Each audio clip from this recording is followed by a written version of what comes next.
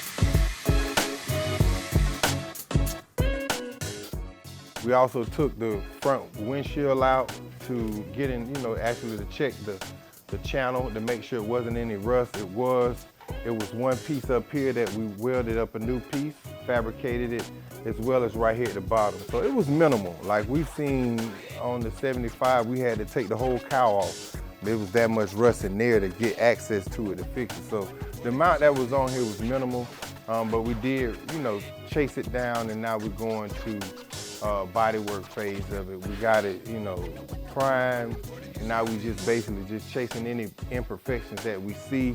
He got a 24-inch set of big hub Dayton's already ordered for the car. He definitely got power. He was one of the customers I put on about this new motor that came out that GM is making. It's an LT platform motor, solid steel, all steel block, the only one that is. And it's a natural 6.6. So basically they took a 6.2 and stroked it from the factory. So it holds a ton of power. You know, it's been on YouTube, people that made 2,000 horsepower with that block.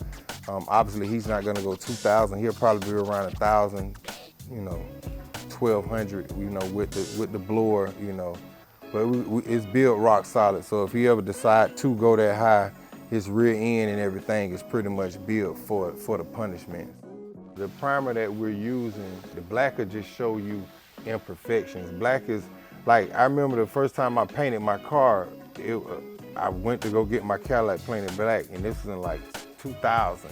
And the guy told me like $4 grand to paint my car, you know, way back then. And so I went, you know, talking to one of my guys, OG in the car game, and we was just, you know, talking about my car, and he was asking what I paid, and he was like, man, you can get a candy for that, you know what I'm saying? So I was like, I went back to my paint guy, and I was like, hey man, my guy was telling me, you know, for that kind of money, I can get a candy. He said, you can. You know, with black, it's so hard, it shows so many imperfections. It takes, you know, the prep work is gonna be the same as, you know, doing the candy. Obviously now with a little more experience and knowing the paint of the material of the candy would be more, but the body work, you has to be perfect on a black. So that's why we choose the black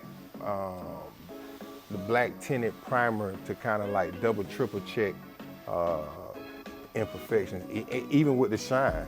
You know, he'll spray a faint coat of clear on there, because that'll really show you anything that you don't see, because once you're blocking it and everything, you gotta feel it, but a lot of times it might be something that you can't see because it's so faint, or you don't actually feel it, but when you put some shine to it, there's that hickey that you overlook, you know. So that's the purpose of putting a faint coat of clear on, to kind of just double check it. So the roof is like 90% done. That's how me and Mr. Tom first kicked it off. My Cadillac that I have now, I brought to him. And that's the first thing he did when it came off the trailer. You know, he was checking all the places. Maybe there's bare metals coming off really at zero. Looks like it's working. Thickness of the piece of tape.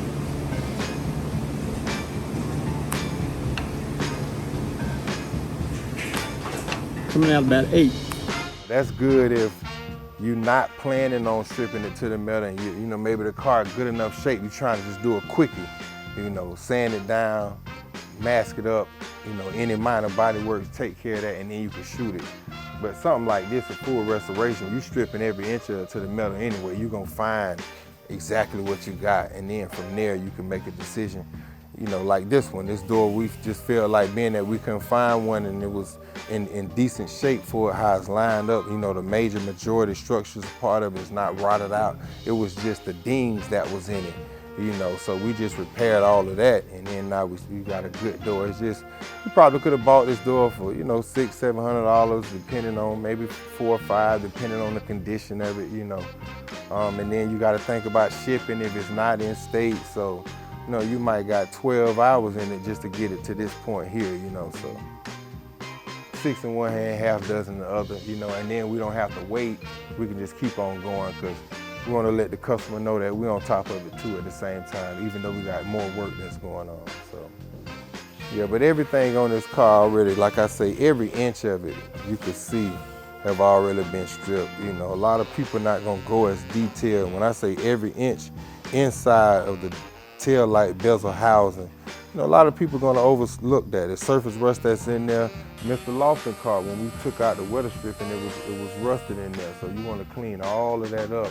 You wanna take all of the glass out, clean all of that up, strip it to the metal, so you can make sure there's nothing lurking on the inside. You can see the trunk was done. It had to be done like this because it had rust in certain areas, so we had to make sure what was all bad. Wheel wells, everything. So we know now that you can see there's no rust anywhere. All this is just etching primer on the whole thing to keep that metal protected.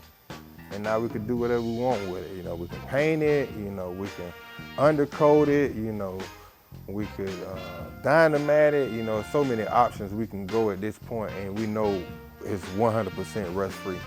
We really feel obligated, you know, we feel obligated to do our best work on, because, you know, they did their best work by choosing us and giving us an opportunity, a platform to actually do work on. So, you know, I always tell them, like, our integrity haven't changed. We're still gonna do everything to the book, like always. And it's not because we're trying to flex. This is because there's only one way to do a car, and that's how we feel like the right way, you know. So we're gonna approach every build with the same consistency, with the same integrity on it, you know. Everything will be touched to make sure we're delivering a quality product.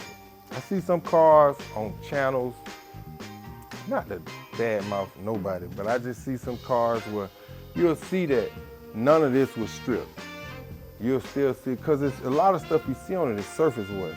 But that surface was to end up eating through it if you give it enough time. You know what I'm saying? So, because when you put the music in and you put your trim, you don't even see that. You know what I mean? Like, so, floorboard, not stripped. You know, a lot of times ours is stripped is because they got a rust panel, so you gotta strip it all to make sure how far the rust goes, you know. But a lot of people, if they don't see a lot of rust, they'll just, you know, skip that. They'll, you know, paint it and keep on moving on to the next. But if you really pull the carpet up, you really pull all that music and stuff out and look at the foundation of the car, this is what I like. You know, I love that the foundation is done correct. So now, you know, everything we do from the foundation up is built like a house. You know, everything is built chronological order, it's done right. There's nothing that's gonna pop up 6 months later. We did all the channel checking and test fitting and everything, you know, and then now the style of painting that we're gonna do, you know, a lot of this stuff is gonna be triple protected with all of the layers of paint and clear that we're gonna do on top of it. So it's gonna be built to last, you know, definitely built to last with all of the latest technology. And it's so dope with the LT Holley ECUs now with the V3 technology controls a 6-speed. So this motor came with a 6-speed, you know what I mean? So for those people that got LT, now you can get the 6-speed automatics in the Holley controller. For so long, they stopped at the 4L80, which is a damn good transmission as well. Some people still probably gonna use the 4L80 just because of its reliability. The 6-speeds, you gotta have your act together when you're putting a lot of power through those, because it's a computerized transmission.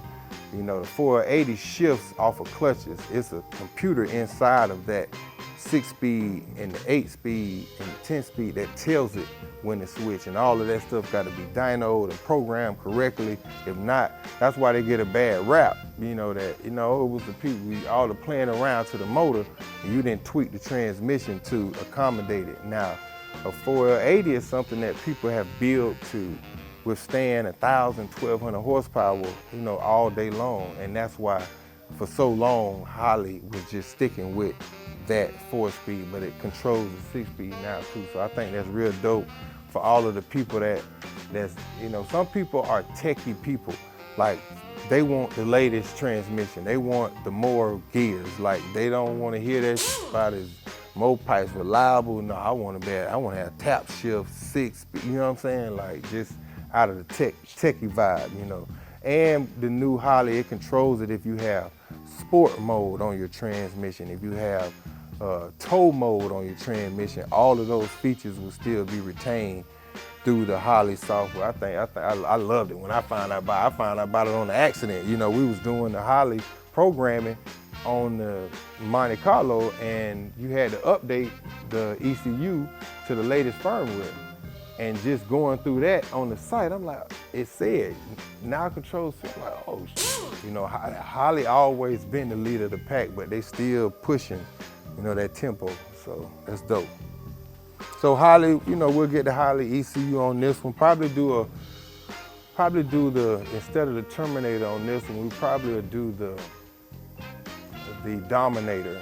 The Dominator is you know, it has a lot more outputs. It's a bigger ECU to control all of the performance things that you may add. The Terminator do it, but I just think we'll probably do a Dominator on this one.